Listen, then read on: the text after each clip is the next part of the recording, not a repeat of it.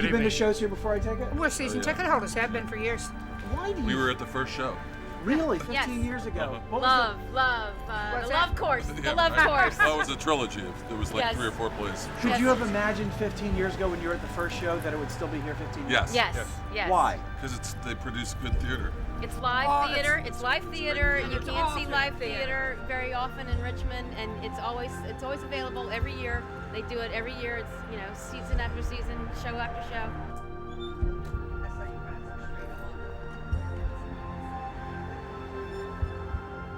What is it about this theater that, why do you think it's still here 15 years later? Because it's small, cozy, and they get good plays.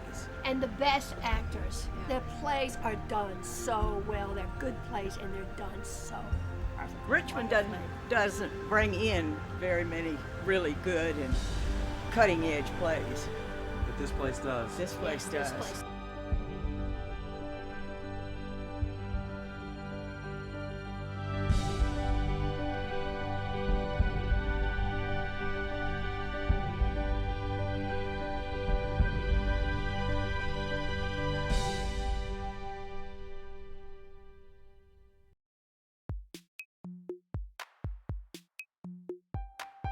Carol and Maury's house, sitting around the table, and the thrust was start a new company, new works, with a Meisner acting style technique, and no one had any money.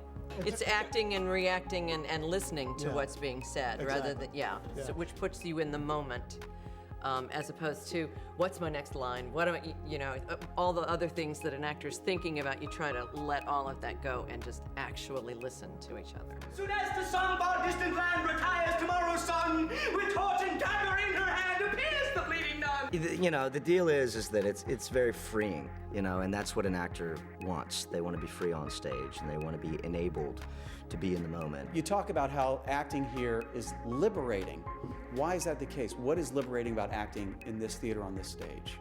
In other venues and other places, you sometimes do theater by the numbers, and sometimes film work is like that. You in and out. But here, I get to play with friends. It's like old home week. You go on stage. We come from a common practice. Most of our backgrounds are kind of a menage, like a menagerie of different things. But we still have that Meisner type focus. So it is fun to engage that other actor across the stage and do it different every night. I was always astounded at the kind of respect that I received at such a young age and the liberty that I had.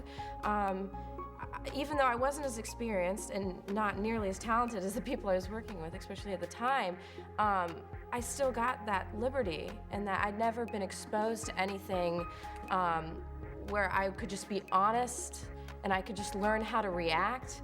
And when that comes naturally, it's so liberating. What meant the most to me was working with these guys, and they came expecting me to say, go over there, go over there. And I would say, where do you want to go?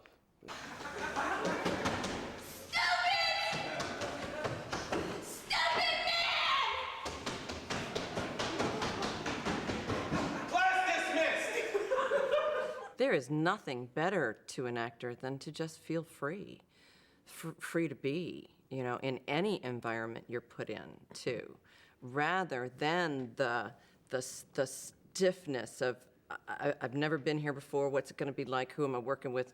There's just so many things that affect you.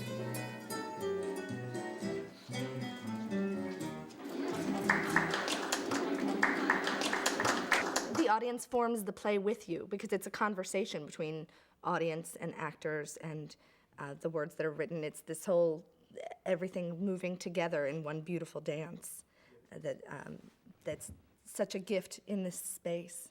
To be able to do that so clearly. I especially remember Sarah, she was doing, it was the Big Bang. Big Slam. Big Slam. And, I said, let go, just do the boogie woogie something. She was doing a dance, and she wouldn't believe me. And then finally she believed me, and she went with it, and it was magnificent. And that was a great, great experience for me, and all the actors I've worked with here have sort of gone through that process of coming to believe that it's possible. The type of plays that are here, how do the type of plays play into the fact that this has survived and has thrived for so long? With Firehouse's mission statement being, we want to do new plays by American authors, that they're going to get something that they know is fresh and new and different, off-kilter, a little edgy, all these things, and it keeps them coming back. I just seem to remember, Ray, that you always liked working on cars, and I thought you might like to have the tools in case you wanted to pursue that. That's all. Simple as that. Looks like they're all pretty cheap anyways. Taiwan steel, and swap meet stuff. You gotta keep him for his sake. You gotta keep for his sake. Yeah, he's dead. The first show was Speed the Plow, and they wanted to do it, and they didn't have a director who had directed 3 acts before. So I had done that because I knew Maureen Carroll in New York. They were in a theater where I was a director, and so they asked me to come and do the 3 acts.